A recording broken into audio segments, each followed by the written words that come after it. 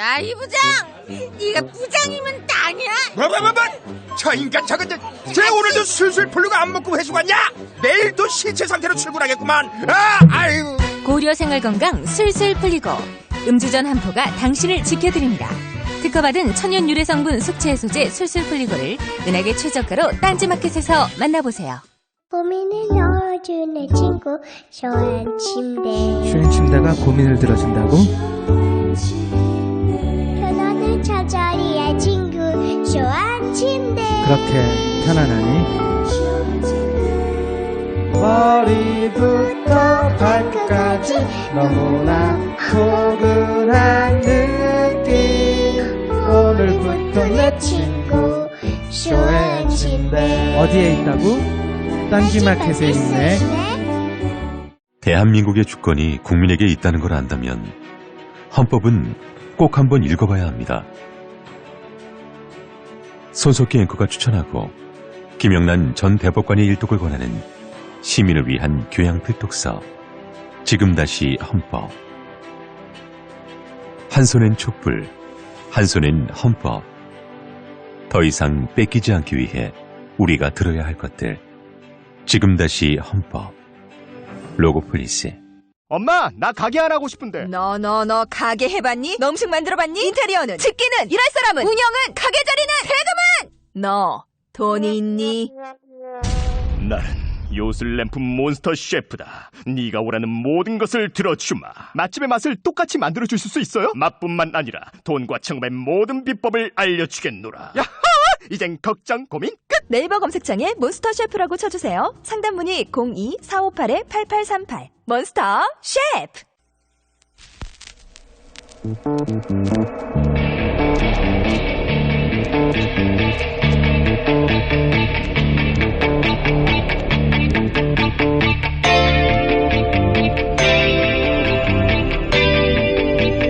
안녕하세요, 김호준입니다. 미국 트럼프 대통령이 이슬람 7개국 난민들의 입국을 금지한 행정명령에 사인해 국제적 논란이 되고 있습니다. 이들 7개국은 실제 미국에서 발생한 테러에 단 한 번도 연루된 적이 없었고 오히려 9.11 테러 용의자들의 국가들은 포함되지 않았습니다. 포함되지 않은 국가들은 트럼프의 사업상 이익과 관련이 있다고 외신들은 전하고 있습니다.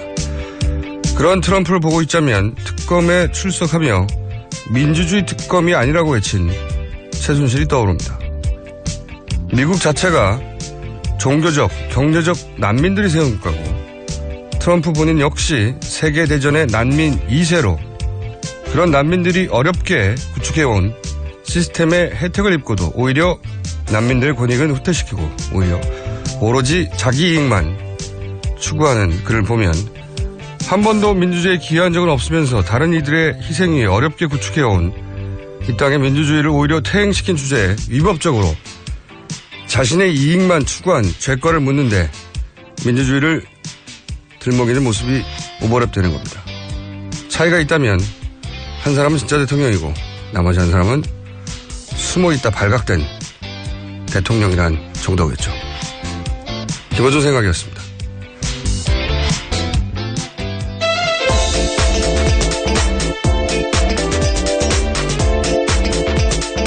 시사인의 김은지입니다. 네. 요즘 제가 외신을 매일 하루에 한 번씩 챙겨보거든요. 근데 어제 CNN 보도였는데 아직 국내 보도 안 된 것 같은데 트럼프 위 대통령이 점점 전문 용어로 뭐죠 이게? 우리나라 말로 미쳐가고 있다고 그러는 건데. 전문 용어가 있습니까? 왜 그렇게 생각하냐면 네네.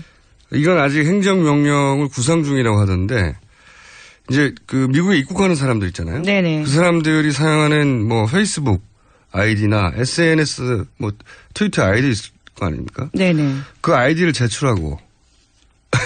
누구한테요? 아니 미국 그 입국할 때 예. 입국 심사관에게 예. 제출하고 본인이 가지고 온 핸드폰의 연락처도 제출하도록 하는 법안에 대해서 연구 중이다. 예. 그게 미친 거죠. 놀랍네요. 거죠. 예. 그러면 미국 가려면은 자기 핸드폰에 연락처 다 주고 SNS 주소까지 알려줘야 되고요. 네. 그 이유는 이제 거기 혹시 테러 단체와의 어떤 연계라든가 이런 게 있을까봐 말이 됩니까? 네, 미친 거죠. 예. 자, 그 나라에서는 그렇게 돌아가고 있어요 지금. 어떻게 될지 모릅니다 거기도. 자, 우리나라 뉴스를 해볼까요 이제. 네, 특검이 최순실 씨가 ODA 사업에도 이익을 챙긴 정황을 확인했고요. 이와 관련해서 체포영장을 청구할 방침이라고 밝혔습니다. 이게 이제 그동안은 제대로 수면 위로 올라온 적이 없는 사건이 이제 나왔어요. ODA 사업. 예, 예. 이 관련 뉴스가 여러 가지가 나왔어요, 어제, 그죠? 네, 그렇습니다. 관련해서요, 오늘 유재경 주 미얀마 대사가 참고인으로 특검 조사를 받습니다. 이번 소환은 미얀마 K타운 사업 관련인데요. 이 사업으로 유 대사가 K타운 사업 추진 과정에서 어떤 역할을 했는지 조사할 방침입니다. 그리고 또 이 대사를 최순실 씨가 직접 면접봤다는 보도도 있었죠. 예, 그렇습니다. 이건 최순실 씨 측근의 진술을 확보한 건데요. 뿐만이 아니라 안종범 전 수석의 수첩에서도 관련된 내용이 있었다라고 합니다. 그랬죠. 그리고 또 관련 보도가 많더라고요. 처음 나온 종류의 뉴스다 보니까 네네. 후속 보도들이 여러 매체를 통해서 나왔는데 왜 이 K타운 사업에 어떤 식으로 관여했냐 이것도 약간 나왔죠. 네, 그렇습니다. 최순실 씨가요, 이 K타운 프로젝트에 한인 기업을 참여시켜주고 그 대가로 기업의 지분을 받은 사실을 특검이 확인했다라는 건데 미얀마 현지 법인 한국기업 M사라는 곳이 있습니다. 여기에 최순실 씨가 차명으로 이 지분을 받았다라는 거고요. 이 프로젝트에는 정부 예산 760억 원이 투입될 예정이었습니다. 자, 이게 한 번도 제대로 수면 위로 올라온 적이 없는 사건이기 때문에 그리고 또 이 해설 기사가 없더라고요. 이게 단편적으로 미얀마 대사가 불러들여졌다, 뭐 공적 개발 원조 때문이다, K타운이다 하는데 해설 기사가 있나 봤더니 없어서 제가 오늘은 이걸 집중적으로 주시 뉴스로 해설해야 되겠다. 네.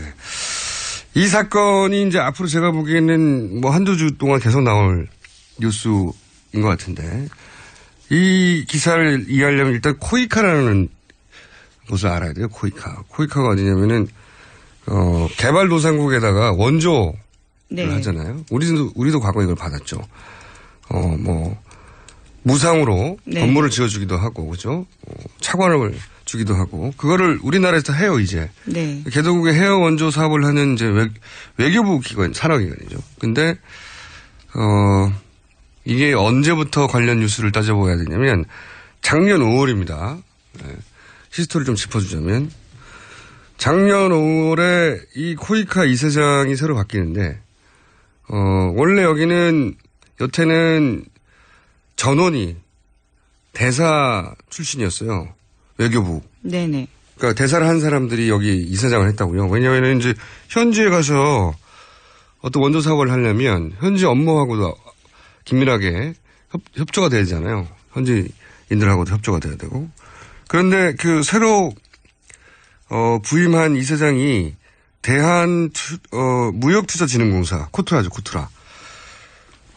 여기 사람이 온 거예요. 여기 출신이. 네. 근데 여기는 원조하는 데가 아니라 뭐 무역투자 사업하는 곳이잖아요. 산자부 산하거든요.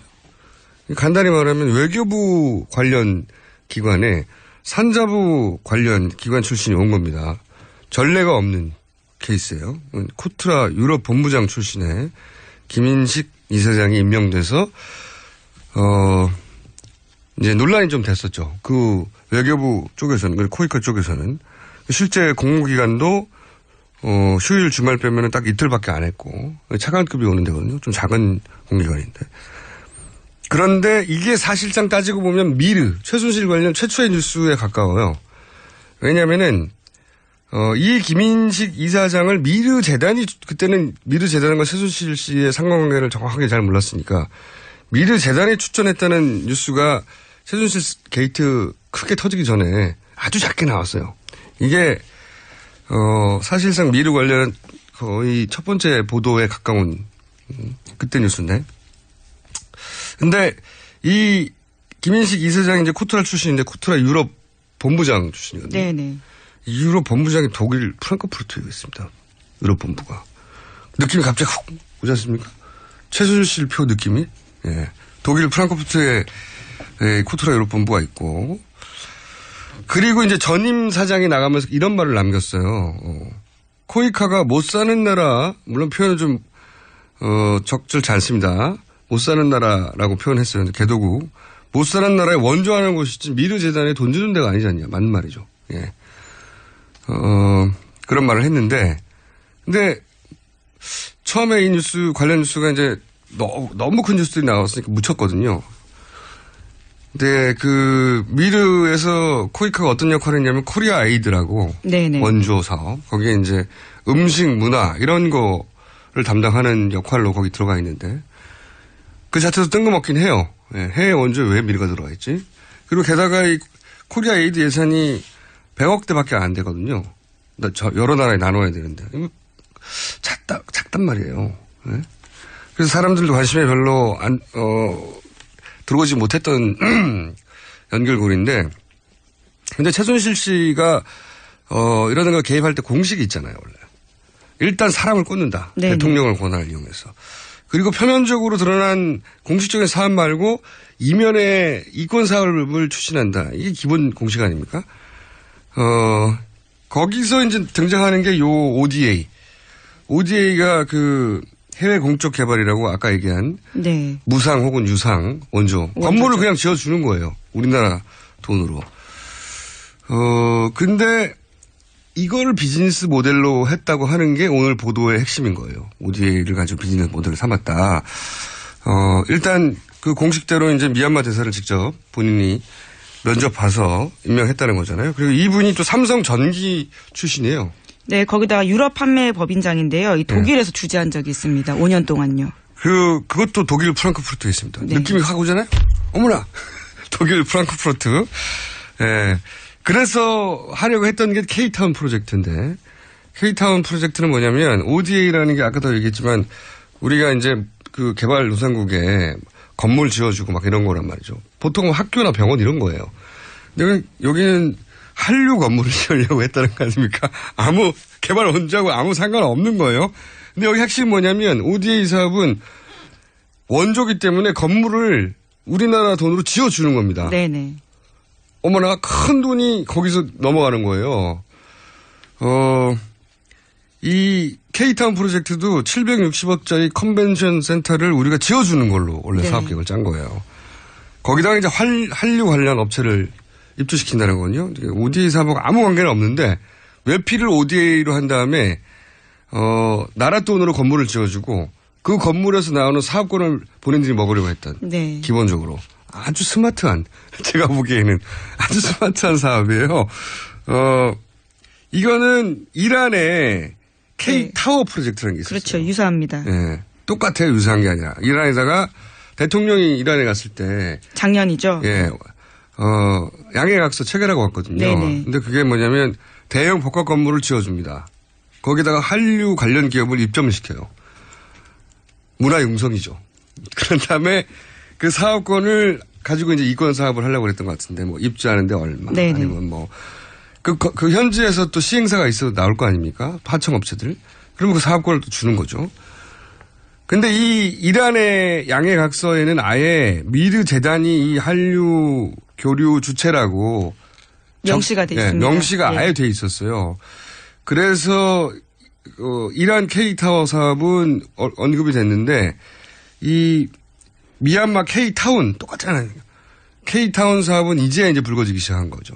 이게 실행에 옮겨지진 않았거든요. 양해각서에 이란처럼 나왔으면은 불거졌을 텐데, 근데 이제 그걸 자세히 들여다봤더니 미얀마 건물 지을 때 현지에 있는 업체, 한인이 운영한 업체한테 사업권을 주고 그 회사의 지분을 자기가 가지고 최순실 씨가. 그렇죠. 예. 예 차명으로요. 예. 예. 아, 스마트해요. 네. 이거를 해외 원조 자금을 가지고 하려고 했다는, 이건 최순실 씨 개인이 할 수 없는 건데. 이런 발상 자체는. 이거 전문가가 할 수 있는 영역인 것 같은데. 그리고 또 개인적으로 주목하는 것은 대사를 자기 사람으로 꽂을 때 이익이 뭘까. 개인적으로 저는 이 뉴스에 관심이 있어서 오래전부터 보고 있었거든요. 이 외교 행랑에 대한 액세스. 전 이것도 탐났을 거라고 봐요. 왜냐면은 출국할 때 안 뒤져보거든요. 거기. 그렇죠. 예. 네, 외교 행랑이기 때문에. 입국할 때도 안 뒤져보고. 상대 국가에서. 안민석 의원이 한 2달 전쯤에 최순실 씨, 최순득 씨가 베트남 캄보디아 거액의 비자금을 외교 행랑으로 옮겼다는 제보를 이야기한 적이 있는데 거기서 뉴스가 끝났어요. 후속 보도 같고. 이런 건 제보로밖에 알 수가 없는데. 그래서 외교 행랑에 대한 뉴스가 앞으로 나올 수 있을 수도 있습니다. 또 하나는 동남아 국가들에게 이렇게 관심이 많았을까. 그쵸? 미얀마, 베트남 계속 나오잖아요. 거기도 사업권이 있지 않을까. 근데 제가 개인적으로 주목하는 것 중에 하나는 뭐냐면 개성공단이 폐쇄됐잖아요. 네네. 개성공단의 대체공단으로 베트남이 거론됐었어요. 그리고 실제 베트남의 대체공장을 옮긴 업체들도 있습니다. 실제. 당연히 대체공장이 필요하니까. 이 대체공단 프로젝트를 잘 뒤져보면 최순실 씨가 등장할 수도 있다. 라는 개인적인, 촉이 있는데, 아직 뉴스도 나온 적이 없어요.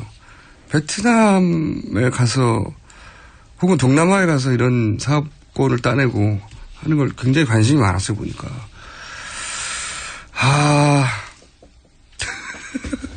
최순실 씨는 연구하면 연구할수록, 이건, 이거 대단한데? 개인적으로 깊이 연구하고 있는데, 대단합니다. 네. 가능한 모든 분야를 다 걸치고 있었다. 네. 상상 가능한. ODA 사업이 등장할 줄 어떻게 알았겠습니까? 그렇죠. 네. 그러니 특검이 연장돼야 되는 거예요. 지금은 일부만 드러났다고 저는 생각하거든요. 자, 이 해설을 굉장히 길게 한 이유는 해설이 없는 데다가 앞으로는 더 나올 거거든요. 네. 이 전체 구도를 이해해 앞으로 나오는 기사들을 이해할 수 있습니다. 자, 다음 뉴스. 너무 길게 했네요? 네. 네, 박 대통령이 특검의 수사 기밀을 파악하기 위해서 청와대 참모를 동원한 정황이 드러났다라는 한국일보 보도입니다. 김진수 청와대 현 비서관이 지난 5일 특검 조사에서 털어놓았는데요. 박 대통령이 현직 청와대 고용복지수석에게 전 고용복지수석에 대한 특검 조사 내용을 알아보라고 지시했다라는 진술을 한 겁니다. 직무 정지 상태인데. 그렇죠. 네. 박근혜 대통령이 탄핵 심판을 그냥 마냥 기다리기만 할 거다. 절대 저는 그렇게 보지 않습니다. 네. 그리고 헌재 심판도 그냥 보기만 할 것인가. 저는 그렇게 생각 안 들거든요. 본인이 직접 임명한 재판관들 있지 않습니까? 어떤 식으로든 영향을 미치고 싶다는 강렬한 욕구가 있을 텐데, 가만히 있지는 않을 것이다. 저는 그런 생각을 계속해요. 네, 끝날 때까지 끝난 게 아니다라는 명언이 여기서 떠오릅니다. 네, 오히려 헌재 심판 예정된 3월 13일 이전 가능성이 대단히 높은데 1차적으로는 그걸 뒤로 미루려고 하겠죠. 어떻게든. 지금 그게 지연 전술이고. 그 이내에 한다면 어떻게든 인용이 안 되도록 만들고 싶겠죠. 그러면 인용할 사람이라는 게 지금 8명밖에 안 남았잖아요. 기각하든 인용하든 총 8명.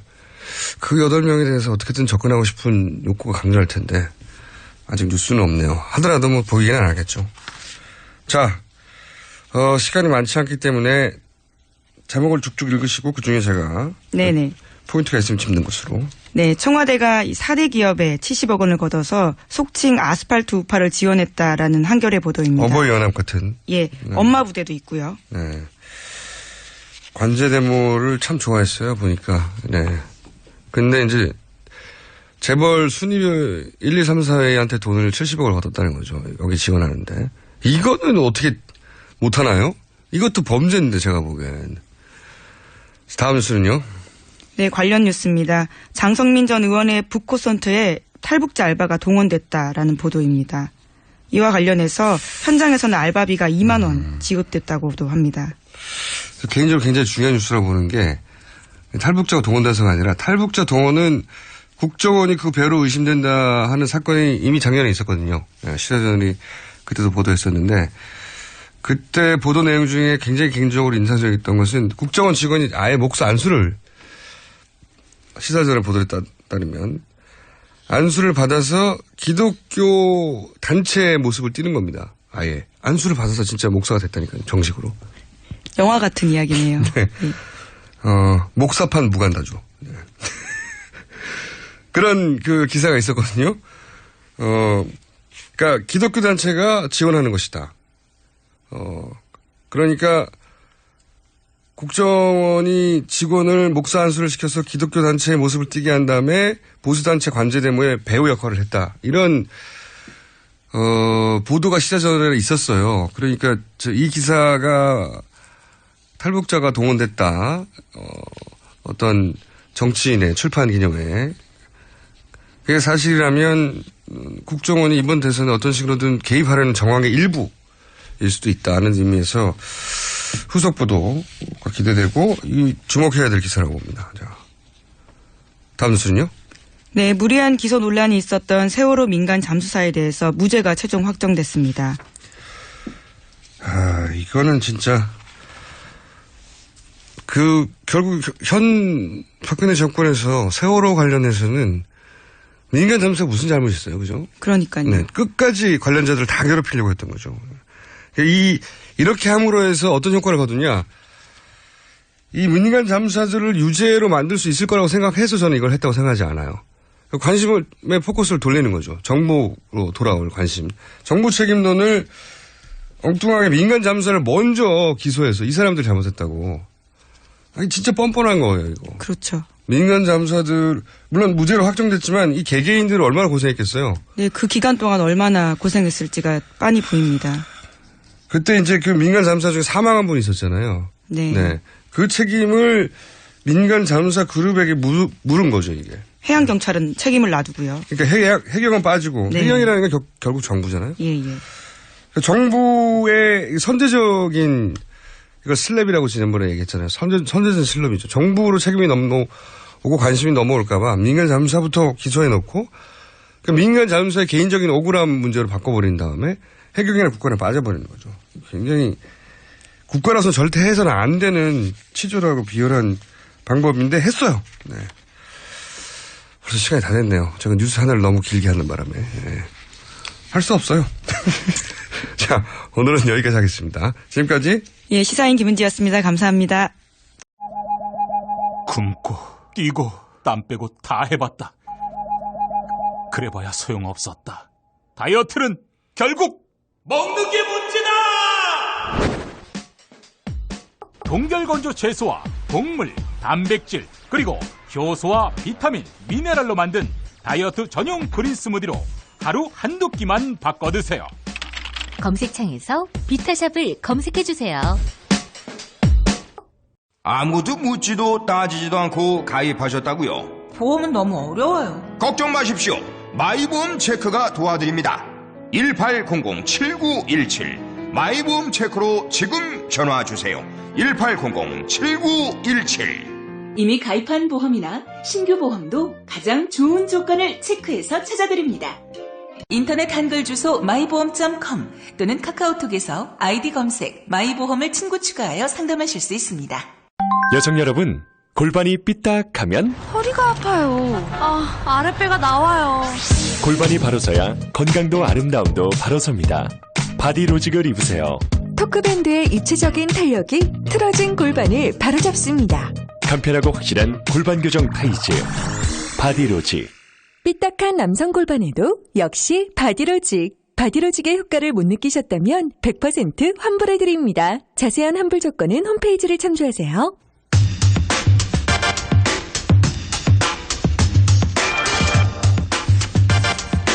자, 뉴스공장이 죄송합니다. 계속해서 진행하고 있는 대선 후보 인터뷰. 조기 대선이 가시화되면서 대선 출마 선언이 잇따르고 있습니다. 오늘은 지난 19일 대선 출마를 공식 선언한 정의당의 심상정 대표 전화 연결되어 있습니다. 안녕하세요. 네, 안녕하세요.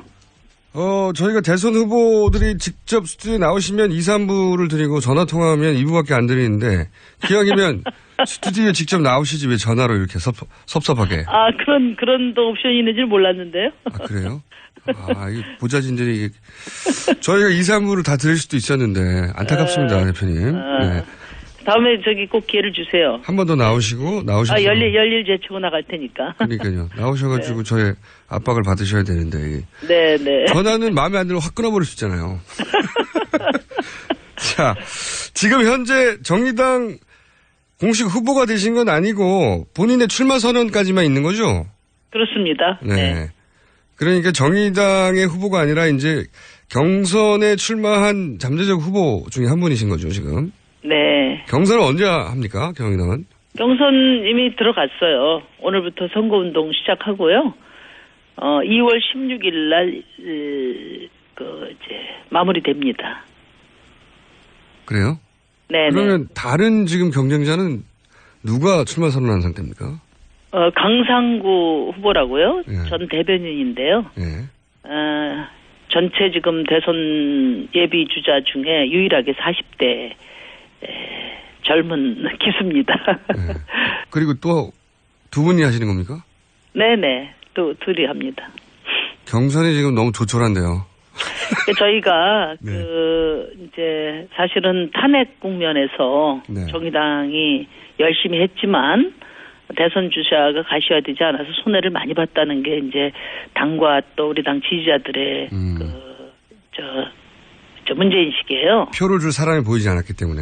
예. 네네. 그것도 원인 중에 하나였겠네요. 예. 그런데 이제 다른 정당들은 이미 일찍이 후보가 가시화됐는데 우리 당은 이제 후보가 없다 보니까 조기에 후보를 가시화시키자는 거고요. 또 뭐 잘 아시다시피 작은 정당에 지금 마이크나 또 화면이 오질 않으니까 빨리 후보를 확정을 지어서 당 중심으로 그 선거운동을 해나가자. 이게 저희 당의 전략입니다. 그래서 당 후보를 좀 빨리 선출하기로 결정을 한 거예요. 그렇군요. 그런 배경이 있군요. 다들 이제 탄핵, 인용이 혹은 뭐 기각이 된 이후로 본격적으로 뭐 경선을 하거나 후보를 확정하겠다는 건데, 여기서는 이제 최소한 한 달 이상 먼저 하겠다는 거네요, 정의당은. 아니, 뭐, 다른 정당은 이미 뭐 몇 달 전에 대선이 시작이 됐고요. 사실 그렇죠. 내용적으로 따지면 이제 저희 당만 열심히, 탄핵, 국면에서 애는 썼는데, 오히려 대선을 뒤로 미루다 보니까, 손해가 크다. 이게 이제 우리 알겠습니다. 당원들의 생각입니다. 네. 지금 그런데 이제 강상구 전 대변인도 뭐 젊은 40대 기수로 의미가 있겠습니다만 사실상 경선하면 심상정 전 대표님이 확정되는 거나 마찬가지잖아요. 그죠? 글쎄, 그럴 것으로 생각을 하는데요. 모든 선거는 예단하기는 어렵죠. 예. 아니, 노회찬 원내대표 정도 나와야지 경선이 되는 거 아닙니까? 근데, 그분은 왜 안 나오시죠? 이심전심이 아니라 노심전심이라는 말이 있을 정도로 저희는 이제 풍찬 노숙도 또 진보 정치하면서 실패도 영역도 다 같이 한 사람이거든요. 그러니까 경쟁보다는 협력이 더 어울리는 관계입니다. 그래서 이번에는 당신이 이게 이제 이심전심 돼가지고 안 나오시는 겁니까? 그러니까 저는 그렇게 생각하고 있어요. 그건 제가 노회찬 대표한테 여쭤보겠고. 네. 교통정리가 텔레파시 수준에서 됐다. 자, 그런데, 이번에 대선에 나가실 면서의 결심. 이게 이제 좀 남다를 것 같아요. 이제 이 국면 자체가 예전하고는 다르지 않습니까? 모든 게. 이번 대선에서 본인이 할 역할 또는 나는 어디까지 해내야 되겠다 이거 있으십니까? 목표? 가장 중요한 것이요. 제가 출마해변에도 이야기했지만 한국 사회의 근본적인 변화는 노동에서 막혀 있습니다. 이번 촛불 시민들이 요구하는 정권 교체는 과감한 개혁 정부를 만드는 거거든요. 네, 그런 점에서 하여튼 돈이 실력인 사회가 아니라 노력이 실력이라는 사회를 만드는데 저와 정의당의 역할이 매우 중요하다 이렇게 생각합니다. 그러니까 모든 대선 후보가 양극화 해소를 주장하지만 지금 벼랑 끝에 내몰린 노동을 외면하고서는 그 어떤 해법도 공연불이 될 것이다 이렇게 보고요. 이 시대 정신, 노동이라는 시대 정신을 이번 대선에 가장 중심적인 의제로 만드는 것이 저의 목표입니다. 사실 정의당이 그동안 혹은 진보정당이라고 좀 넓게 말해서 말해서 진보정당이 그동안 제기했던 이슈들, 아젠다들이 결국은 대부분 보수정당에서 정강 정책으로 흡수됐죠, 실제. 그리고 지금 바른정당의 후보들만 봐도 정의당 혹은 그 이전에 진보정당들이 주장했던 것들이 대부분 수용돼 있어요. 수용된다기보다요. 예. 흉내입니까? 지금 대선 주자들 특히 뭐 야당 쪽 저 바른당까지 포함해서 대선 주자들의 공약이 원내 정당의 제일 왼쪽에 있는 저희 정의당의 공약 수준을 다 넘어서고 있습니다. 그래서 저희는 좀 보수적으로 가려고 그래요. 근데 이제 중요한 것은 그래요. 맞습니다. 중요한 것은 이제 그렇게 따지면 예. 지난 대통령 선거 때 박근혜 대통령이 경제민주화와 복지, 그러니까 정의당 공약 가지고 당선됐거든요. 네, 그런데 맞습니다. 지금 저 양극화는 더 심해지고 시민들의 삶은 더 어려워지고 있습니다. 그러니까 저희는 일관되게 시대정신을 앞장서 제시해 왔고 또 지금 모든 후보들이 제시하는 특히 경제민주화, 복지, 노동에 관련된 공약은 아마 원형이 저희 정의당, 진보정당 걸 겁니다. 맞습니다, 맞습니다. 예. 네. 그런데 문제는 베껴 쓴 공약, 그러니까 이미 저 답안지 다 보고 쓰는 그 공약은 힘이 없습니다. 이제 당선되자마자 나중에 정책 자료집에서 찾아봐야 될 겁니다. 우리 당이 다른 당과의 차이는 저희가 좀 보수적으로 가겠다고 말씀드렸는데 저희는 저희가 제시하는 가치와 정책을 일관되게 실천해 나가고 있습니다. 그리고 앞으로 반드시 실현해 나갈 겁니다. 네, 그거는 저도 믿음이 가고 말씀하신 대로 박근혜 대통령의 2012년 대선 공약집도 거의 정의당 공약을 그대로 갖다 베낀 것과 마찬가지여서 네. 그때 노회찬 대표 그런 말도 남겼습니다. 우리가 진짜 친박이라고. 그러니까 이게요. 지금 어떤 양상이냐면은 요즘에 다 공정사회를 이야기를 하는데 벤처기업도 중견기업이 되고 대기업이 될 수 있는 공정사회 만들겠다. 대선 주자들 다 그렇게 말하는데요. 그 불공정의 원형이 바로 정치입니다. 그러니까 우리 정의당 같이 흑수저 정당 또 저 같은 흑수저 후보도 금수저 후보들하고 공정한 기회가 보장이 돼서 경쟁할 수 있다면은 그렇다면 한국 사회, 한국 정치가 확 바뀔 거예요. 그래서 저는 저와 정의당은 이 흑수저들과 함께 성공하는 그런 미래를 꿈꾸고 있습니다. 반드시 그렇게 할 겁니다. 그래야 한국 사회가 개혁되고 또 국민들의 삶이 나아질 겁니다. 그래서 저는 이제 저쪽은 좌파라서 하는데 이런 공격이 말이 안 된다고 생각하는 게 말씀하신 대로 오른쪽 정당의 공약집을 보면 다 좌파 공약이에요.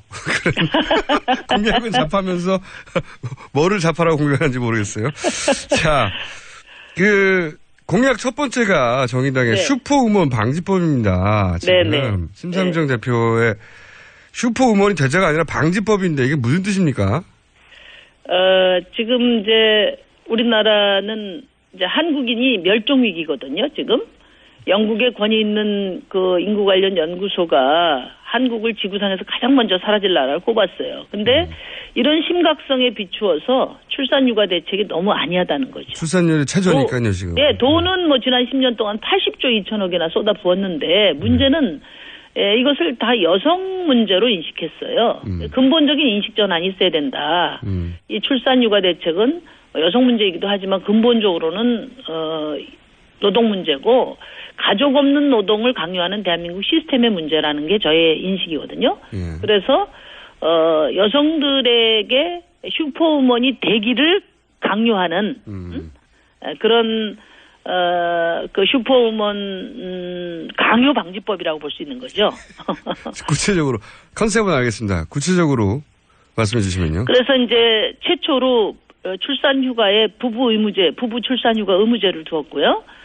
부부 육아휴직 의무 할당제를 뒀어요. 그러니까 지금 현재 출산휴가가 여성 3개월인데 이걸 4개월로 늘리고 남편에게도 1개월 휴가를 일정 기간 내에 사용하도록 의무한다는 거고요.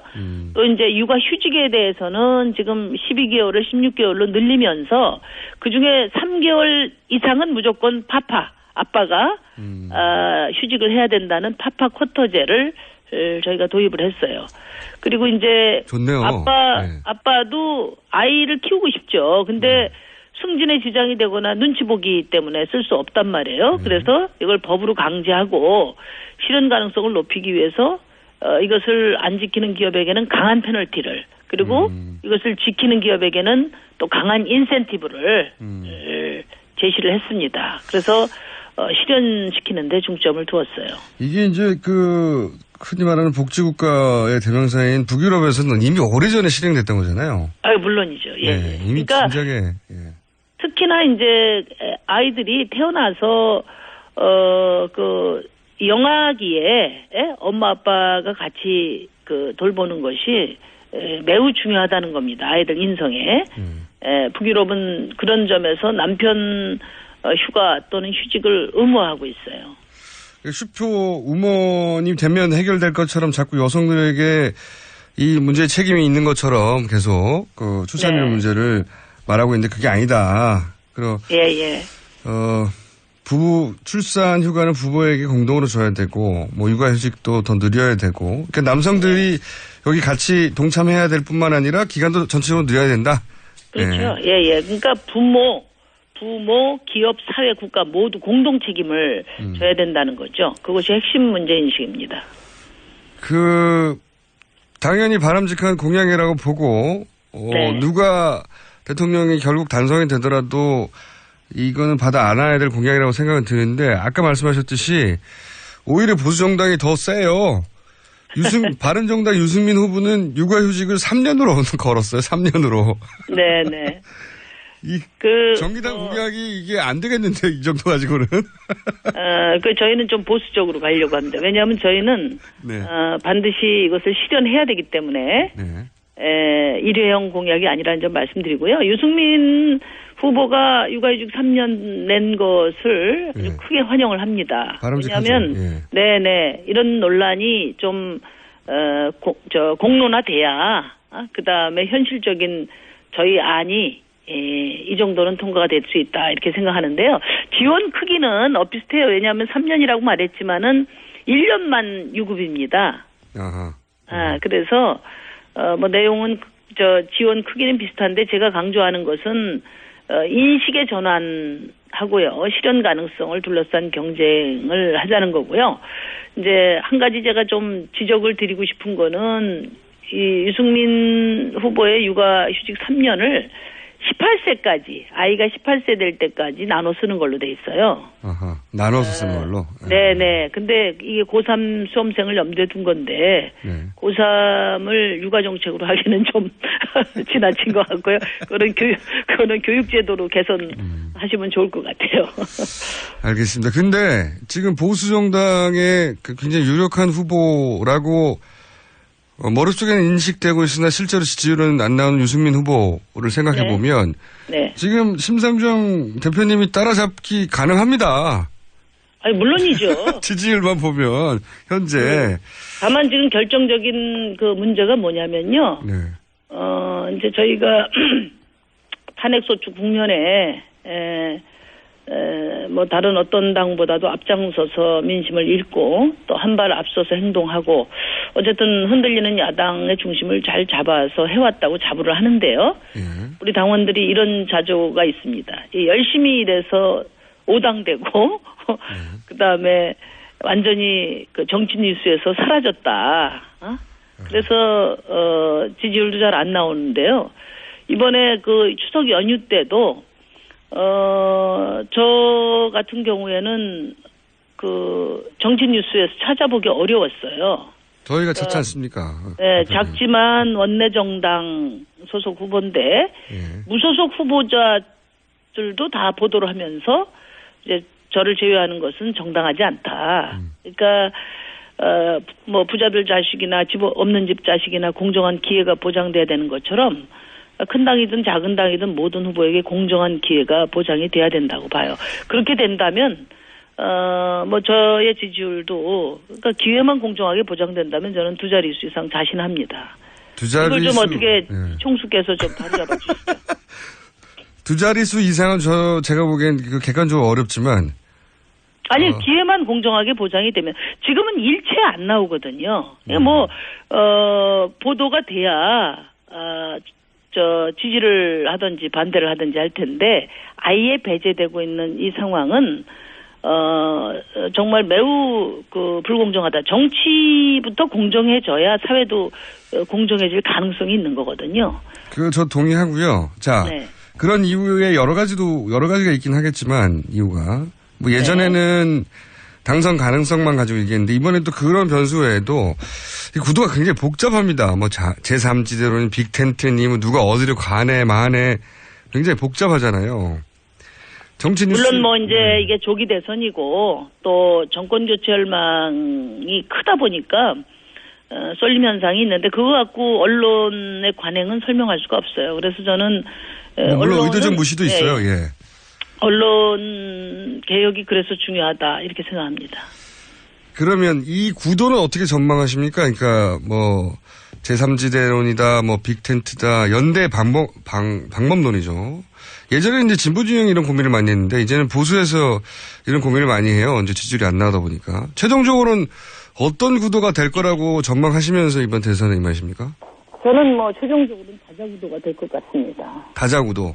네, 왜냐하면은 뭐 구여권도 야권도 이게 구도 재편이 결국 맞물려서 돌아가게 되지 않겠습니까? 대표님 소리가 좀 울립니다. 전화기를 예. 그렇게 해주세요. 예. 그러니까 뭐 구도라는 거는 범여권과 야권이 맞물려 돌아가지 않겠냐 이거죠. 그런데 저는 뭐 보수 쪽이 지금 뭐 제3지대다 보수 단일화다 이야기되고 있지만은 결국은 다들 목표가 달라서 합의가 쉽지 않을 거다 이렇게 생각하거든요. 그러면 새누리당 후보 한 사람, 그다음에 그 바른정당 한 사람, 국민의당 한 사람 이렇게 뭐 보수와 중도라고 표현되는 후보들 각각 다 나설 것이다. 그렇죠. 그러니까 우선 안철수 후보 같은 경우는 박근혜 정권에 기여한 사람이나 정당은 안 된다고 그랬잖아요. 뭐 그런 원칙에 따르면은 바른당까지도 안 되는 거고 반기문 후보가 남는데 이분이 지금 아직 어디 자리를 잡지를 못하고 계세요. 그러다가 또 그대로 좌초되는 수도 있고 조금 더 지켜봐야 되는데요. 그리고 또 유승민 후보는 또 뭐 얼마 전에 그 방송에서 들어보니까 뭐 국민의당의 민생 정책은 동의를 하지만 사드 반대 같은 안보에는 절대 동의할 수가 없다. 그래서 거기랑은 원칙 있는 연대가 안 된다 이렇게 말을 했단 말이에요. 그러면서도 단일화는 하겠다고 했어요. 보수 후보들 사이에. 그러니까 보수 후보들 사이에 단일화 하겠다는 것은 결국은 반기문 후보에 대한 단일화 요구 아니냐. 그러니까 반기문 후보가 제3지대로 헤매지 말고 나랑 경쟁하자. 그런 뜻이라고 저는 보고 있고요. 유승민 후보의 제안이. 그런데 반기문 후보가 보수 단일 후보가 아니라 제3지대 통합 후보 타이틀을 꿈꾸고 있지 않습니까? 네네. 그래서 둘의 꿈과 목표가 달라서 합의가 쉽지 않을 거라고 생각해요. 그러면 정의당은 그런 구도 속에서 마지막까지 간다라고 일단 언론 보도를 했고 실제로 마지막까지. 그러니까 제가 드리는 말씀이 다 이렇게 기반도 튼튼하지 않고 정치적 주소도 불분명하고 자신들의 이 야망을 꿈꾸는 이런 사람들에 의해서 대선판이 이렇게 합종연행 흔들리는 이런 정치를 언제까지 할 거냐 이거죠. 이런 모든 판은 구도조차도 국민들이 결정하게 해야 한다. 그런 점에서 제가 선진적인 연합 정치가 가능한 그런 결선 투표제 도입이 절실하다 이렇게 주장을 하는 겁니다. 지금까지는 후보 간에 철진한 후보까지 다 어디 무슨 합종연행에 한 자리 끼어서 복권을 꿈꾸고 하는 이런 정치가 계속 반복되니까 대한민국 정치가 앞으로 나아갈 수가 없는 거예요. 그래서 결선 투표제를 도입하면은 1차에 또 유권자들이 키워주고 싶은 정당, 자기가 좋아하는 후보 마음대로 찍고 2차는 또 당락을 결정짓는 그런 투표를 함으로써 유권자의 투표 자유투표의 범위를 넓히고 그다음에 구도도 유권자가 결정해 주는 거죠. 그렇게 철저히 유권자의 어떤 주권을 존중하는 그런 제도를 도입함으로써 우리 정치를 현대화해야 한다 이렇게 생각하고요. 저는 결선 투표제 도입을 바탕으로 한 정권 교체 연대를 해야 된다고 생각을 합니다. 결선 투표제가 된다면 예를 들어서 이제 조금 더 오른쪽에 있는 사람들과 조금 더 왼쪽에 있는 사람들이 결선에 가서 연대할 수 있다. 단일화라는 방식으로 더 이상 얘기하지 말고 그것을 결선 투표 제도로 안에 녹여내자. 이런 얘기. 결선 투표제를 하게 되면 특히나 이제 이번 대선은요. 당선증 받으러 갈 때 경호팀이 붙어서 바로 임기가 시작된다는 그렇죠. 거 아닙니까? 그러니까 원래 저희가 결선 투표제를 2주를 이야기를 했는데 그걸 1주로 지금 조기 대선인 것을 감안해서 1주 정도로 하게 되면 그 일주일 동안은 제 정당 간에 연합 정치를 도모하고 그 비전을 국민들에게 제시하는 아주 훌륭한 그런 프로그램이 될 것 같거든요. 그리고 이제 지금 5당 체제이기 때문에 누가 대통령이 되시더라도 안정적인 개혁을 하려면 연합 정치를 해야 돼요. 후보 간의 자의적인 단일화가 아니라 정당 간의 정책과 또 권력 분점을 놓고 협상을 하고 그 결과를 국민들에게 제시해서 국민들 동의하에 그 연합 정치가 이루어지면 그것보다 좋은 일이 어디에 있겠습니까? 왜냐하면 2차 투표를 앞두고 있기 때문에 국민이 동의하지 않는 그런 그 연합은 성립되기가 어렵지 않습니까? 그렇기 때문에 모든 이 선거 구도 그다음에 연합 정치도 국민들 동의하에 국민들이 선택하는 그런 정치가 선진 민주 정치에서는 일상화되어 있는데 우리나라는 이 승자 독식 선거 문화 때문에 그러니까 양당 체제가 올러나친 게임을 계속하다 보니까 양자가 아닌 다른 작은 후보들은 아예 존재 이유조차 부정당하는 이런 정치가 계속되어 왔단 말이에요. 그러니까 한국 정치가 미래로 나갈 수 없는 거죠. 알겠습니다. 오늘은 제가 여기까지 할 텐데요. 네. 그 결선 투표 제도가 실행될지 안 될지는 모르겠습니다만 굉장히 2월 말까지만 하면 되는데 저는 이제 유력 주자의 입장에서는 여러 가지 그 변동적 요소가 부담스러울 수 있을 거예요. 알겠습니다. 네. 대표님 오늘 여기까지 해야 되겠고요. 다음에 알겠습니다. 스튜디오에 꼭 나와주세요. 네. 예. 저 꼭 나가겠습니다. 네.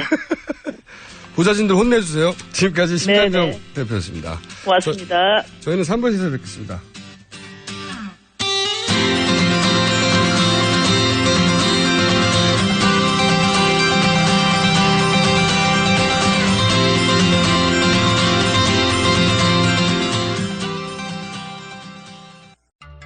제가 명리학을 하는 전제가 뭡니까?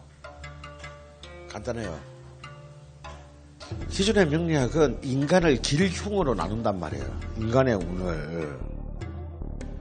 그래서 우리는 어떤 전제 출발이 됐냐? 모든 명식은 그 자체로 본연의 존엄함을 품고 있다는 전제 출발해야 됩니다. 강헌의 명리 심화편 출간 도서 출판 돌베개. 맛있어. 너무 맛있어. 와, 아삭거리는 소리 들려? 와, 진짜 맛있다. 이 김치 어디에서 샀어? 김치 어디서 샀냐면 화 뭐?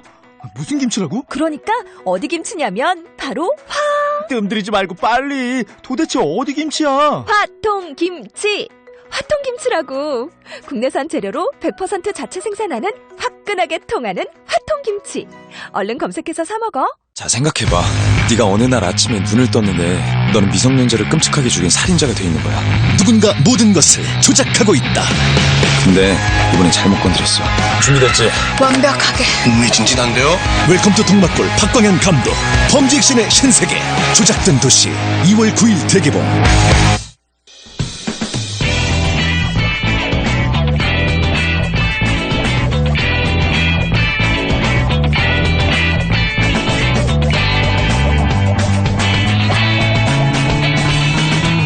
김어준의 뉴스공장. 뉴스공장 오늘은 아주 모시기 힘든 분이었습니다. 세계적인 석학이시죠. 리처드 도킨스, 영국 옥스퍼드대 명예교수 스튜디오에 나와 계십니다. 안녕하세요. It's a great pleasure to be here. Thank you. 네. 이렇게 여기 오게 돼서 저도 기쁩니다. 제가 이제 이기적인 유전자 책을 읽었어요. 한 15년 전쯤에.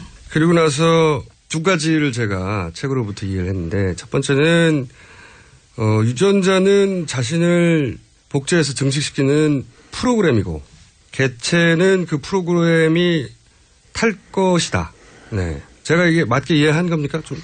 You got it absolutely right. And what's more, if ever anywhere in the universe programs like that were to arise in a very different form, they wouldn't have to be DNA, something very different. If ever they arise and have the power to influence their own chance of replication, then that will give rise to some kind of life. Life is all about programs riding in vehicles. 100% 맞는 말이고요. 그 외에 조금 더 덧붙이자면 우주 어디에서든 간에 이러한 자기를 뭔가를 반복하려는 그런 것이 생긴다면 이것은 꼭 DNA가 아닐 수도 있습니다. 이러한 프로그램이 우주 어딘가에서 자기를 갖다가 계속 복제해 나가는 그런 기회를 갖다가 얻고 그런 힘을 얻으려고 한다면 그것이 생명이 될 것이고 그러한 생명은 굳이 DNA의 형태가 아닐 수도 있습니다. 자, 그럼 두 번째로 이 책을 통해서 제가 책에는 많은 얘기를 하고 있긴 하지만 이해한 것은 그렇게 이제 생물학적으로 유전되는 것 이외에도 문화적으로 전달되는 단위가 있는데 그게 밈이다. 그리고 이 밈이라는 개념은 본인이 직접 만드신 거죠? Yes, that's right. And that was, for me, that was just an illustration of the generality of replication. It's DNA on our planet. It's also memes on our planet. On another planet, it could be something completely different. I simply wanted at the end of The Selfish Gene to illustrate the point that it doesn't have to be DNA. And memes are like DNA in one respect only, that they do self-replicate. They make copies of themselves, and they potentially have the power to influence their success in making copies of themselves. So there could be a Darwinian natural selection of memes, just as there's a Darwinian natural selection of genes. 예, 그렇습니다. 그리고 제가 이 밈이라는 얘기를 한 것은 복제라는 것이 얼마나 일반적인 것인가. 예를 들어서 이런 다른 행성에서 이런 복제 행위가 일어나게 되면 이런 형태를 띌 수도 있다라는 그 일반적인 것을 갖다가 말씀드리기 위해서 제가 이 이기적인 유전자의 책을 그렇게 끝냈습니다. 꼭 DNA일 필요가 없다라는 거죠. 그래서 뭐든지 이게 밈도 좋고 뭐도 좋고 이렇게 자기를 복제하고 스스로 복제본을 만들어내서 그리고 이것을 운반자에 태우는 그런 형식으로 된다라는 것. 그것이 사실은 그 다윈의 자연 선택이 굳이 DNA가 아니고 진이 아니더라도 이런 형태로도 나타날 수 있다. 이런 얘기를 하고 싶었던 겁니다. 근데 저는 과학적인 포인트보다 제가 이 책을 읽으면서 인상적이었던 것은 사람한테 감정이입을 한 게 아니라 이때까지 생물학들은 대부분 사람한테 감정이입을 했단 말이죠. 근데 그 유전자의 감정이입을 했어요. 유전자 관점에서 바라본. 그러니까 사물인데 자신을 그 사물에 대입하는 능력. 이게 없으면 이런 이론이 탄생하지 않았을 것 같은데. 이게 이런 자신을 객관화하는 능력이 본인이 타고난 겁니까? 아니면 과학을 통해 훈련된 겁니까? 어느 쪽이 더 큰 비중일까요? Imagination is a very important part of the scientific process, and the ability to put yourself in the position of something else is part of it. I once heard the great French molecular biologist Jacques Monod say, when I'm trying to solve a problem in chemistry, I say to myself, if I was an electron, what would I do next? 상상력이라는 것은 과학의 굉장히 중요한 부분입니다. 그렇기 때문에 이렇게 우리가 사물에 우리가 이입을 해서 상상을 할 수가 있는 거죠. 그 프랑스의 유명한 그 분자생물학자인 자크 몰로는요, 화학에서 내가 뭔가 해결 못할 문제에 부닥치면 내가 만약 전자라면 요 다음에 어떤 일을 할까 이렇게 상상을 한다고 하셨습니다. Many people, many biologists are capable of saying to themselves, if I was an elephant, or if I was a lion, or if I was a fish, what would I do next? What I did was to go one stage further and to say, if I was a DNA molecule, what would I do next? It's a greater jump of the imagination to do that. And I think it's an important one, because if you say to yourself, if I was a lion, or if I was an elephant, you may not get the right answer. Unless you put yourself in the position of the genes of the lion or the elephant. And then you do get the right answer when solving evolutionary problems. 물론 많은 생물학자들이요, 내가 코끼리라면, 내가 사자라면, 내가 물고기라면 그 요 다음에 어떤 행동을 할까 이렇게 상상을 합니다. 저는 여기서 하나 더 나아가서 내가 DNA 분자라면 어떤 생각을 할까, 어떤 행동을 할까 이렇게 상상을 한 겁니다. 사실 이것은 굉장히 중요한 도약입니다. 이게 그냥 사자다, 토끼리다 이렇게 상상이 아니라 내가 사자의 DNA라면, 코끼리의 DNA라면 이렇게 상상을 했을 때 그래야 진화적으로 올바른 답을 얻을 수가 있기 때문입니다. 그냥 사자라고만 상상을 해서는 진화적으로 올바른 답을 얻지 못할 수 있습니다. 책을 읽고 나서 어떤 생각을 했냐면, 과학이 이 사람에겐 도구고, 그리고 자기의 객관한 능력도 굉장히 뛰어나고, 그 두 가지를 가진 굉장히 새로운 유형의 대중적인 철학자가 나타났다. 과학을 도구로 사용할 뿐이지 일종의 철학자다, 새로운 유형의. 제가 이렇게 정의했는데 이게 마음에 드십니까? I like that description. I think that any philosopher should be capable of communicating with other people. I think one of the problems with some philosophers is that they're so used to talking to other philosophers that they are unintelligible to other people. The other thing about the best philosophers is that they are taking the trouble to educate themselves in science. And the philosophers I really admire are those philosophers who know science, who have read some science and to use science, because otherwise philosophy is going to be a dead end. 그래서 저는 그 철학자라면 누구나 다른 사람과 소통하는 것을 배워야만 할 필요가 있다고 생각합니다. 어떤 철학자 같은 경우는 다른 철학자하고만 얘기를 하느라 전혀 알아들을 수 없는 얘기로 하는데 그것은 저는 좋은 철학자가 아니라고 생각합니다. 그리고 또 저는 또 최고의 철학자라면 반드시 과학에 대해서 배우고 과학의 언어를 사용하도록 스스로 교육할 의무가 있다고 생각합니다. 이 과학을 알고 이용할 줄 모르는 것이라면 그렇게 된다면 철학은 그 미래가 없습니다. 자, 그리고 대중적으로 두 번째로 큰 영향을 끼친 책이 뭐냐면 만들어진 신. 예. 전 이건 영상으로 봤어요. 다큐도 있더라고요. 저도 이제 개인적으로 무신론자인데 제가 무신론자가 된 거는 건방지게도 10대 시절에 신이 정말 있나? 이렇게 의심만 해도 신이 벌을 할 거다라고 하는 이제 교리를 접하고 나서 이게 무섭긴 무서워요. 근데 이게 너무 부당하지 않냐. 의심만 해도 벌을 주면. 벌 준다고 항복을 하면 너무 비겁한 거 아니냐. 여기서부터 사실 출발했거든요. 네, 제가 무신론자가 된 건. 본인은 어떻게 무신론자가 된 겁니까? I'm not surprised to hear that you are an atheist because you're obviously a very intelligent man, so I would expect that. And of course you're absolutely right that for a God to punish somebody simply for not believing in him, I mean, what a ridiculous reason to punish somebody. You could maybe punish somebody for being a bad person or being not a good person, being an unkind person. But to punish somebody for not believing in you is, of course, pathetic, and you are quite right to take the steps that you did. 사실 별로 놀랍지 않습니다. 그런 얘기를 들었을 때 분명히 똑똑하신 분 같으니까 당연히 그렇게 생각을 하셨을 것 같고요. 말이 안 되는 겁니다. 그러니까 믿지 않는다고 벌을 받는다? 나쁜 사람이라서 벌을 주고 친절하지 않은 사람이라서 벌을 주고 좋지 않은 사람이라서 벌을 주면 몰라도 신의 존재를 믿지 않는다. 그 참 불쌍한 얘기입니다. 어떻게 들어보면. 그래서 말도 안 되는 거고요. I suppose my first steps, you asked me about that, when I first realized that there are lots of different religions and they can't all be true, that was one step.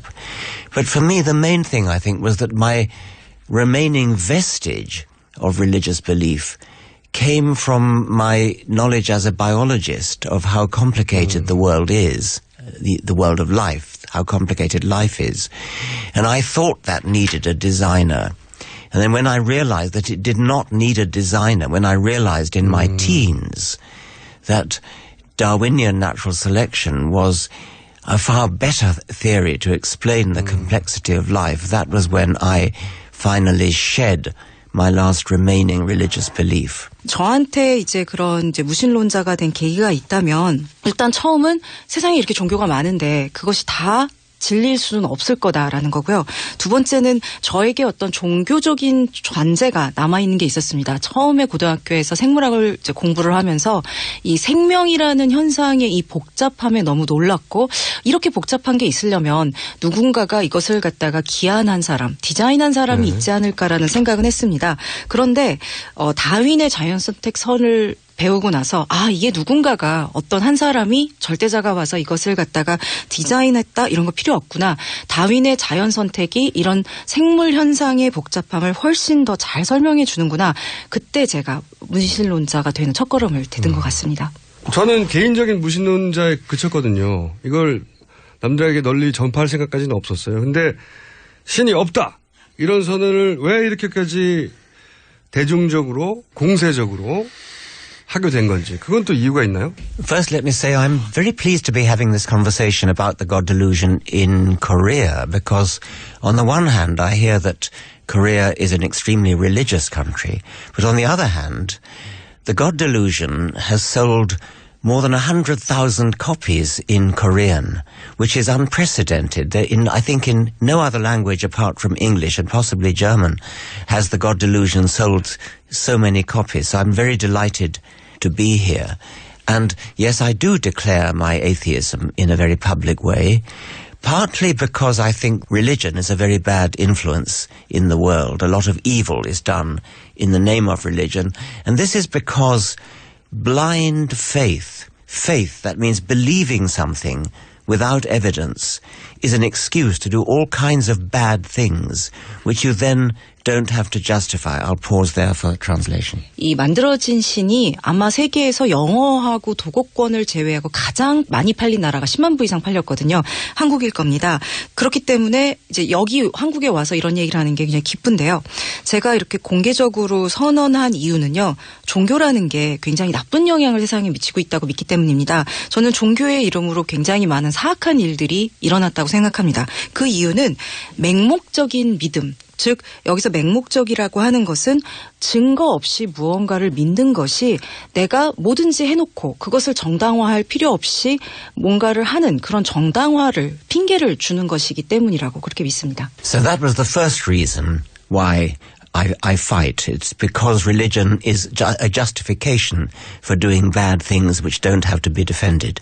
But the second reason, which may be more important, is that the scientific worldview is so beautiful, so aesthetically wonderful. It's such a fascinating fact that we understand so much about the universe that we live in, so much about what life is, how life came to be, why we are the way that we are.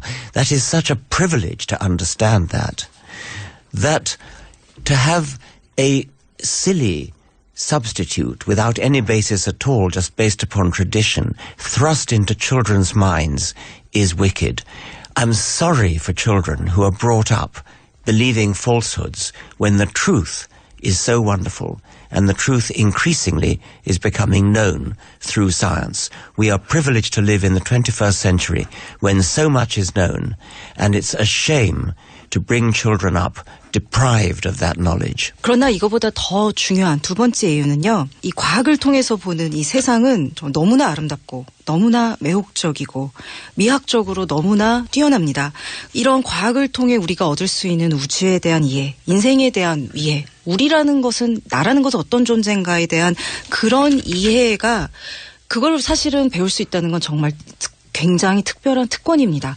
그런데 어린이들이 이런 특권을 누리지 못하고 여기에 굉장히 실없는 대체물에 이렇게 농락당하면서 자라야 한다라는 게 저는 굉장히 사악하고 슬픈 일이라고 생각을 하고요. 그래서 어린이들이 이런 거 대신에 과학을 통해서 우리가 알 수 있는 경이로움을 느끼고 경험하고 자랐으면 한다고 저는 생각합니다. 저는 저희가 21세기에 태어나서 이렇게 경이로움을 보여줄 수 있는 그런 것, 진리를 드러내주는 과학에 접하면서 살고 있는 게 특별한 거고요. 많은 어린이들이 좀 더 이것을 같이 나누고 경험하면서 살 수 있었으면 좋겠습니다. 근데 전 종교가 이것을 방해한다고 믿습니다. 종교적 주제는 얘기하다 보면 끝이 없기 때문에 오늘은 여기까지만 얘기를 하고 더 궁금하신 분들은 이 책을 읽어보시면 됩니다. 네. 그런데 이제 자서전을 쓰셨어요. 한국에 오신 건 자서전 때문인데 이게 이제 좀 궁금했어요. 사람들한테 줄 메시지가 따로 있는 것인가?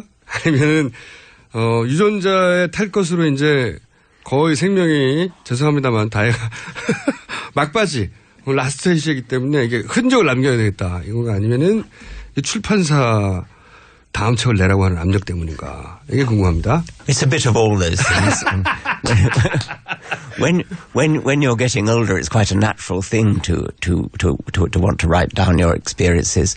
I've had a very good life in which lots of funny things have happened to me, and I like to share those funny things. I like to think that both volumes of my memoir, both An Appetite for Wonder and Brief Candle in the Dark, are filled with really quite funny stories about people that I've known, some of them famous, some of them not famous. Another reason for writing the memoir when I did is that my mother is still alive. She's 100 years old now. And her memory for the things that happened long ago is very good. And so I was able to tap her memory and almost interview her about my childhood. And parts of the first memoir, parts of An Appetite for Wonder, are actually transcripts of her own diaries. So there was a combination of reasons for doing it, and I'm glad I've done it. Well, I wouldn't call it pressure, but they were quite agreeable to the idea. 아마 지금 말씀하신 이유가 조금 다 아마 맞는 것 같습니다. 그래서 아마도 나이가 들어가면서 내 경험을 한번 적어보고 싶다라는 생각이 드는 건 좀 자연스러운 것 같고요. 사실 저는 인생에 참 재밌는 일이 많았습니다. 웃긴 일도 많고요. 그래서 제가 이제 자서전이 2권으로 돼 있는데 2권 다 제가 겪었던 많은 재미있는 일화들, 또 만났던 유명한 사람도 있고 유명하지 않은 사람들과 겪었던 재미있는 일들을 이제 많이 좀 적었습니다. 그리고 또 한 가지 이유는요. 제 어머니가 아직 100세십니다. 근데 아직 살아계세요. 아직 기억력이 아주 좋으십니다. 그래서 사실은 1권 같은 경우는요. 거의 제가 어머니에게 제 어린 시절에 대해서 어머니가 기억하는 바를 인터뷰한 거, 그리고 어머니의 일기장을 갖다가 옮긴 거, 그런 것에 가깝습니다. 그리고 저는 압력이라고까지는 얘기를 안 하고요. 출판사가 그런 이제 아이디어를 냈을 때 제가 동의를 한 거죠. 근데 이제 제가 써오신 책을 보면서 무슨 생각을 했냐면 이런 책을 쓴 사람이 정치에 관심이 없을 리가 없다. 그래서 제가 여쭤보고 싶은데 최근에 이제 트럼프가 당선됐고 위대한 미국을 만들겠다고 했는데 혹시 여기에 대해서 코멘트하실 게 있는지요? Donald Trump is a vain, blustering, illiterate barbarian. He's never read a book in his life.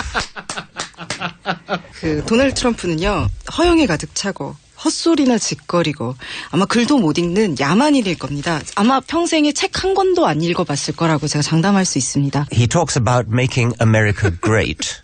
America was pretty great before he came along. It's going to become a lot less great by the time he's finished with it.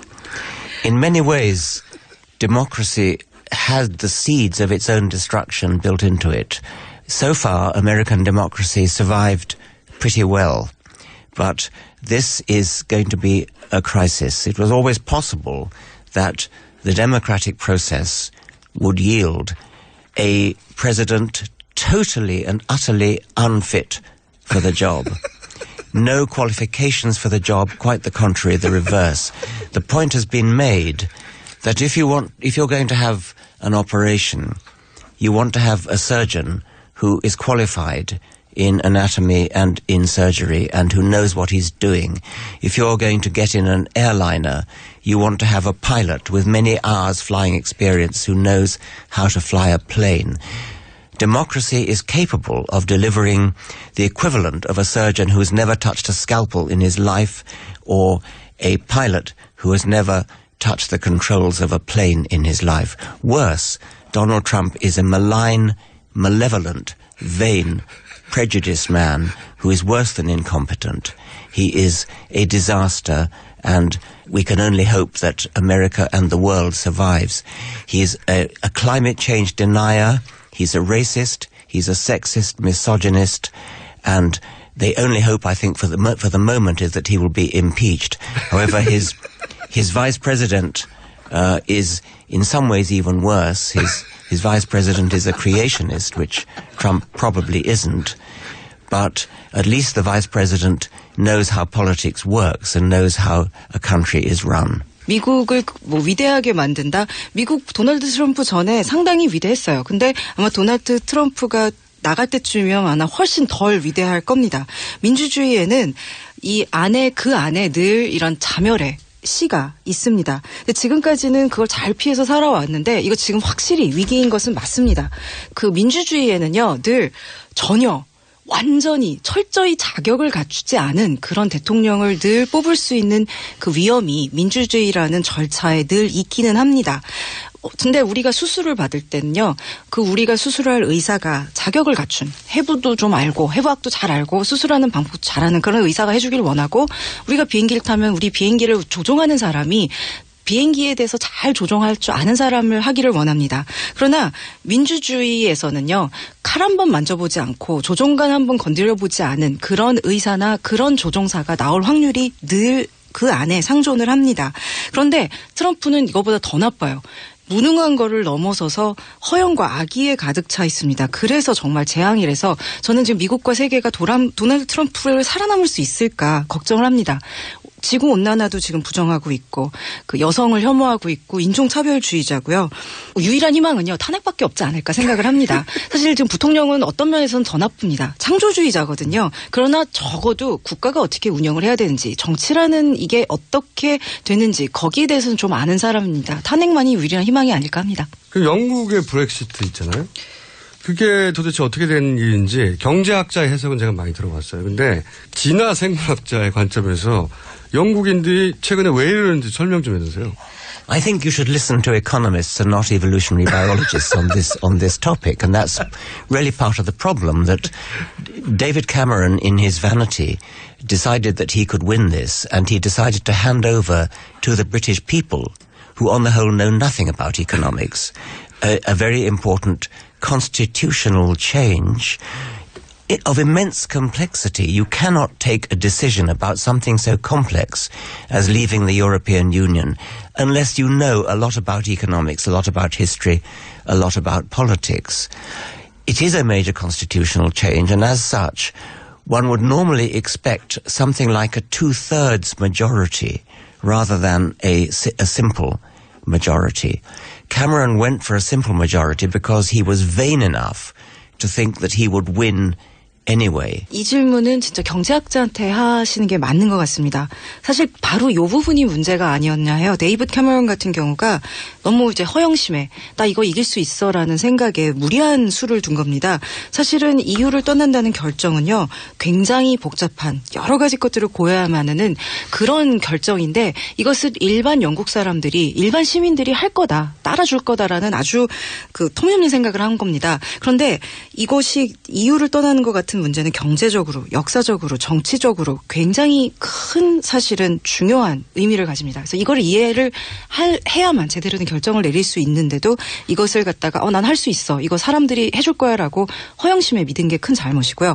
두 번째는 이것이 엄청난 헌법적인 영국의 변화를 갖고 옵니다. 그랬으면은 이게 국민투표가 그 3분의 2가 찬성하는 걸로 해야 되는데 그냥 단순한 다수결 반 50% 이렇게 한 것도, 그것도 또 역시 저는 카메론이 너무 이것을 우습게 본, 본인의 허영에서 나 그래도 이길 수 있다 이렇게 생각한 데서 온 결과라고 생각을 합니다. 알겠습니다. 이제 알파고 같은 인공지능이 나왔어요. 이게 이기적인 유전자 이론을 바꿀 만한 사건인지, 그리고 인류가 진화해가는 특징을 바꿀 만한 등장인지, 이론이 바뀌냐 아니면 더 나아가서 진화적 특징이 바뀌냐, 어떻게 보세요? Well, Artificial intelligence fascinated me for a very long time, ever since I first started reading about it, I suppose in the 1960s, a long time ago. It hasn't progressed quite as fast as some people thought it would. In particular fields it has, like chess and Go, but the more general field of interacting with the world at large, I think it's probably true to say that no artificial intelligence program can yet pass a very thoroughgoing Turing test, the test of whether you can fool a human being into thinking he's talking to another human being as opposed to a machine. I'll pause for the moment. Okay. 그래서 사실 인공지능이란 문제는 오랫동안 저를 이제 매혹시킨 주제 중에 하나였습니다. 그게 이제 1960년대 처음 여기에 대한 얘기가 나왔는데 그때부터 굉장히 관심이 있었는데요. 사실 생각만큼 이게 빨리 진행되진 않았습니다. 물론 이제 체스나 바둑 같은 분야에서는 상당히 이제 이루어졌지만 좀 더 일반적으로 이 세상과 널리 소통해야 하는 이런 분야에서의 그 이런 인공지능의 발달은 글쎄요. 저는 이런 그 튜링 테스트 그래서 지금 사람한테 이렇게 테스트를 했을 때 내가 지금 그냥 완전히 사람하고 하고 있다. 기계랑 지금 하는 게 아닌구나. 이럴 만큼 사람을 속일 수 있을 만큼의 그 테스트를 아직 통과한 수준은 아니라고 봅니다. There are respected scientists such as Stephen Hawking and respected individuals such as Elon Musk who are very worried about AI and who feel that in the future artificial machines, robots, computer programs may become so powerful and so human-like that they may be able to usurp human functions more and more completely and eventually human beings may become redundant and unnecessary except as slaves to manufacture more computers and robots. I don't know what I think about that. I think perhaps slightly facetiously I might wonder whether a world dominated by robots might be a better world to live in than a world dominated by human beings as we now are. 사실 지금 이제 그 유명한 과학자 스티븐 호킹 같은 분이나 그 일란 마스크 같은 사람들 존경받는 사람들이죠. 걱정을 합니다. 그래서 이 AI가 지배하는 로봇이 지배하는 세상이 됐을 때 그 이런 인간 기능들이 인간 사회가 전복되고 인간이 필요 없어져서 단지 더 많은 기계를 생산하는 것 외에는 아무 일도 하지 못하는 노예가 기계의 노예가 되지 않을까 그렇게 이제 생각을 하는데요. 저는 글쎄요. 어쩌면 그렇게 로봇이 지배하는 세상이 꼭 지금보다 나쁠 것인가 그런 생각을 하기도 합니다. And whether you regard it as an evolutionary progression or not, it is an interesting science fiction speculation that at some future date there may be a world completely populated by silicon creatures who look back to a kind of dawn age when there were soft, squishy, wet, carbon-based life forms who created them. Maybe the world will be a better place by then. Maybe these robots will look back on a major change in the evolutionary process which took place somewhere around our present. 이렇게 가는 게 어떤 진화적으로 진보인지 앞으로 가는 건지 아닌지는 모르겠지만요. 한번 저희가 그 SF적인 상상은 해볼 수 있을 것 같습니다. 먼 훌란 미래에 그 실리콘을 기반으로 한 생명체가 먼 이제 과거의 역사를 되돌아보며 역사의 여명에 이런 시대가 있었지. 옛날에 이 탄소를 기반으로 하고 끈적거리고 이렇게 꿀렁꿀렁하고 이런 생명체가 있었다가 어느 순간에 이런 굉장히 진화의 도약이 있었던 때가 있었어. 이렇게 회상을 하는 어쩌면 그때가 지금 저희 21세기가 아닐지 한 생각은 해봅니다. 그리고 이제 이 방송을 이제 듣고 나서 그 자서전을 살까 말까 망설일 수 있잖아요. 그런 사람들한테 딱 한마디 들려주고 싶다면 뭐라고 하시겠어요? I've written some 14 books. Most of them are about evolution. Most of them are about science. One of them is about religion. All of them, I like to think, value truth. All of them speak to the reader. In all of them, I've attempted to put myself in the position of the reader so that the reader really understands what's on the page. I like to say to myself, what might the reader misunderstand here? How can I change the words so that the reader will understand? How can I change the words so that the reader will be inspired? I try to write in a poetic way as well as in a scientific way. I think it's possible for science to be great poetry. I would like to think that one day a scientist might win the Nobel Prize for Literature. 제가 지금까지 14권의 책을 썼습니다. 이제 한 권만 빼고 종교에 대한 거 한 번 다 진화하고 과학에 대한 책이긴 한데요.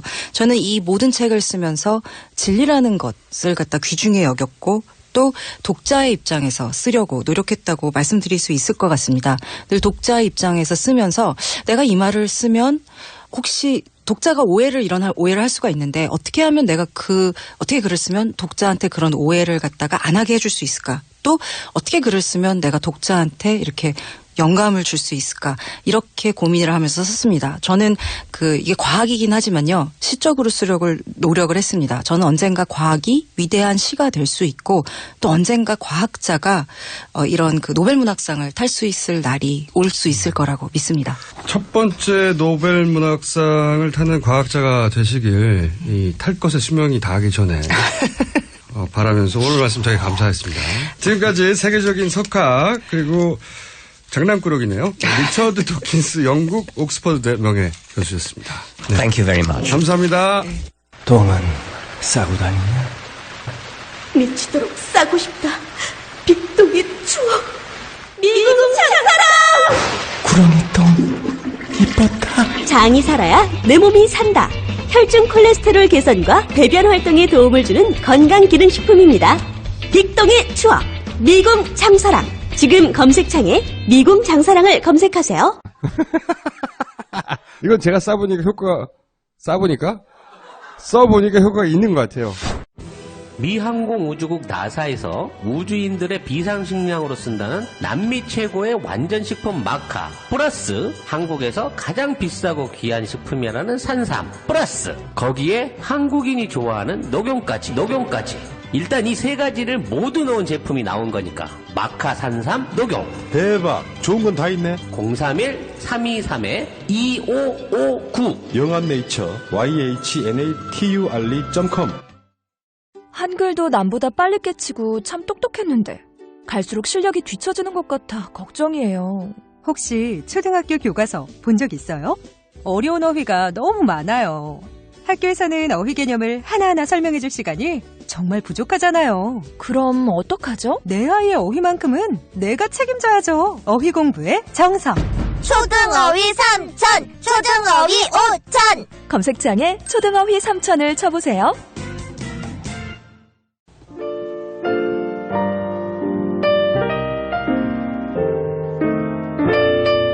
불친절한 AS. 네. 리처드 도킨스 방금 인터뷰했습니다. 네. 제가 이분을 뵙고 이런 말을 했습니다. 당신이 세계적으로는 더 유명하지만 한국에서는 내가 훨씬 더 유명하다. 네. 다시 한국에 오면 꼭 저희 방송에 나오기로 즐겁게 인터뷰하고요. 반응이 많네요. 네. 그리고 불친절한 AS의 심상정 누나에게 김어준 짱 시켜주세요 했는데 그분 아이디가 손석희 짱이에요. 네. 불쾌하네요. 네. 여기까지 하겠습니다.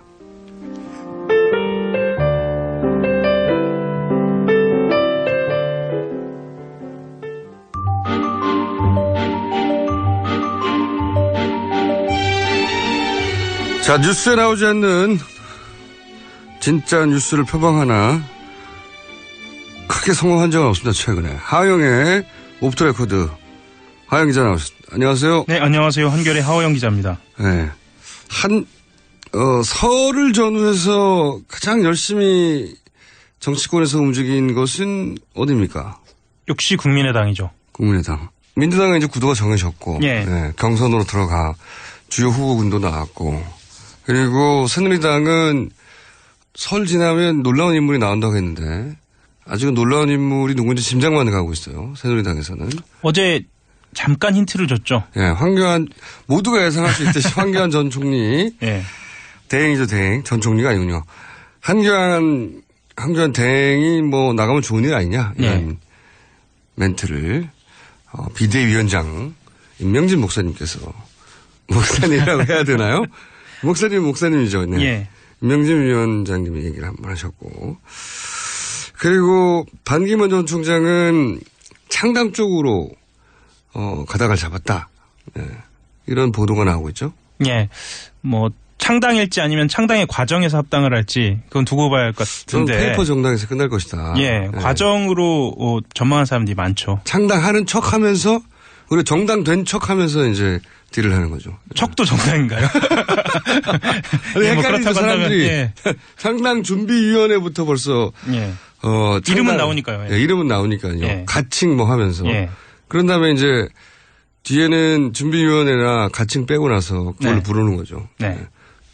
그래서 이제 제가 보기엔 페이퍼 정당 정도. 예. 어쨌든 구심점이 될 만한 무슨 실체가 있어야 되니까요. 사람 옆에 서 있을 수는 없잖아요. 예. 계속해서 따라다니면서. 그래서 정당을 만든다고 하고 이제 국민의당이 이제 손학규 전 대표, 정운찬 전 총리, 장성민 전 의원도 얘기가 나오고 있고요. 네. 의외의 인물이 주목받았죠. 장성민 전 의원이 보도된 바에 따르면은 장충체육관에서 네.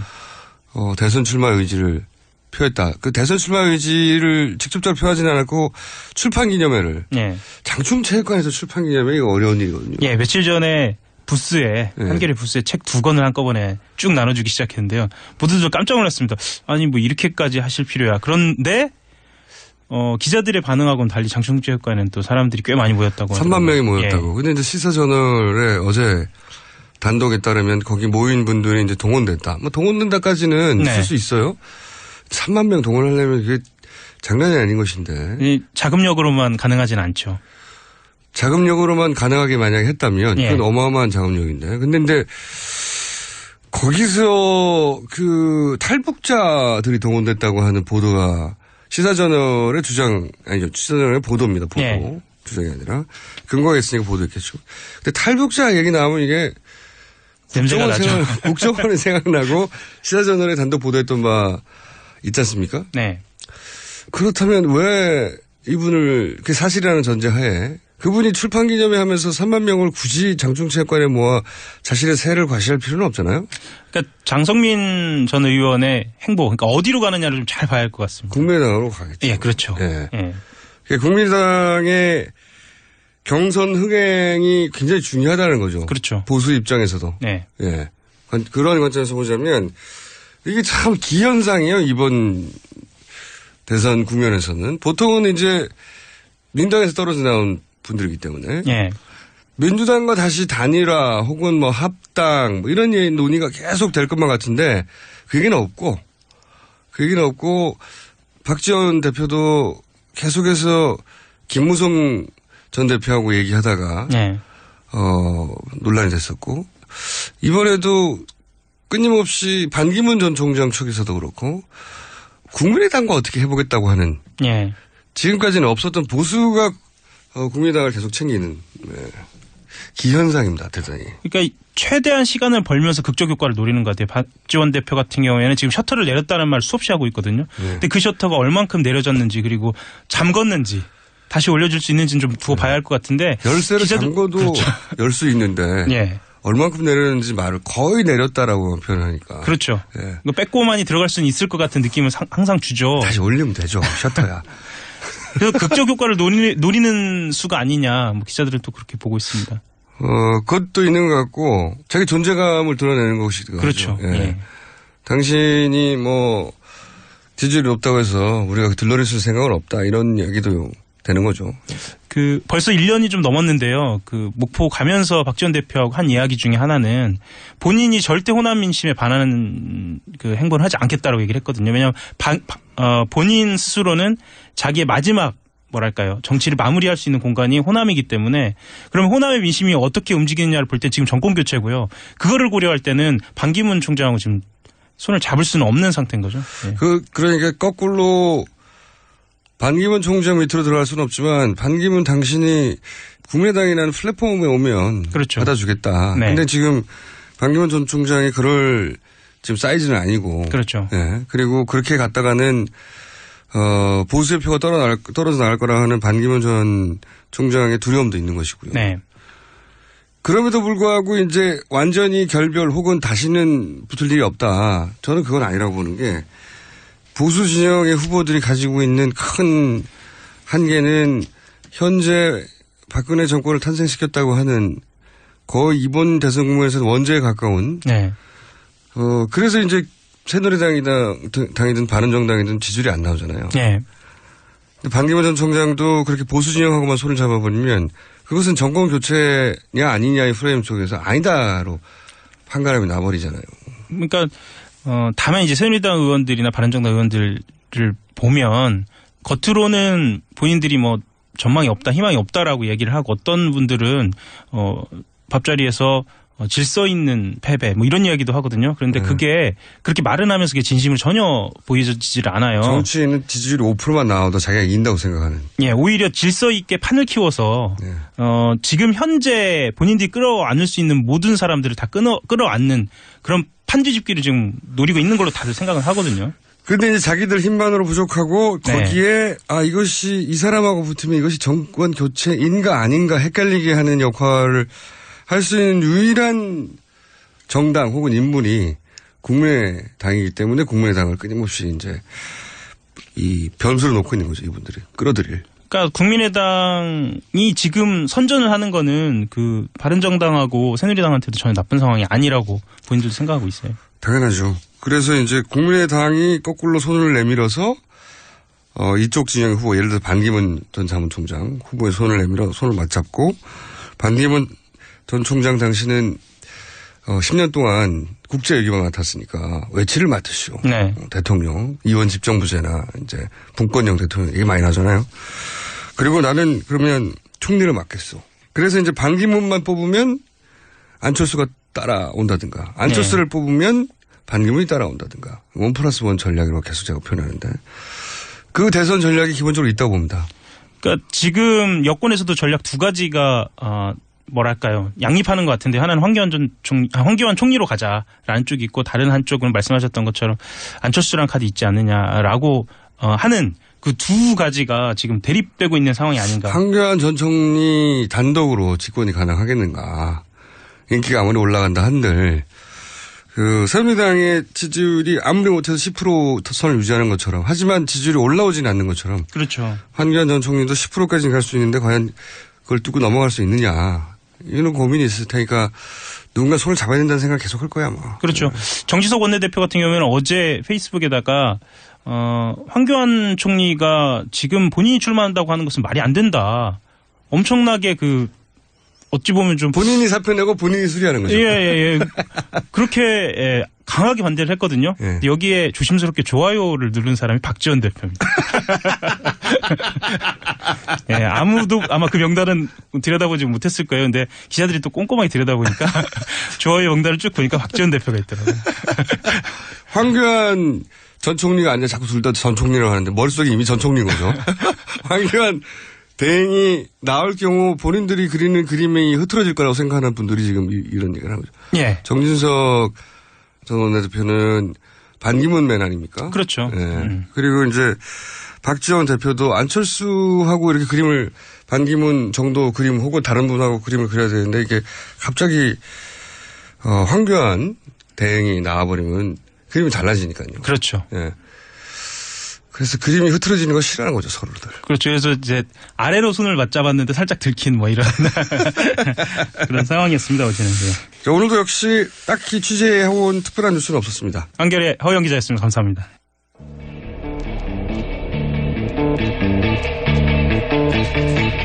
네, 리처드 도킨스를 잘 모르시는 분들이 오늘 문자를 보니까 제법 있으신 것 같습니다. 70년대 이기적 유전자라고 하는 세계적인 베스트셀러를 쓰신 뭐랄까 20세기의 다윈 정도로 자리매김하신 분입니다. 네, 그래봐야 한국에서는 저보다 덜 유명하지만 그 점을 인정하시고 다음 방한테는 여기부터 출연하시기로 하셨습니다. 김어준이었습니다. 내일 다시 뵙겠습니다. 안녕.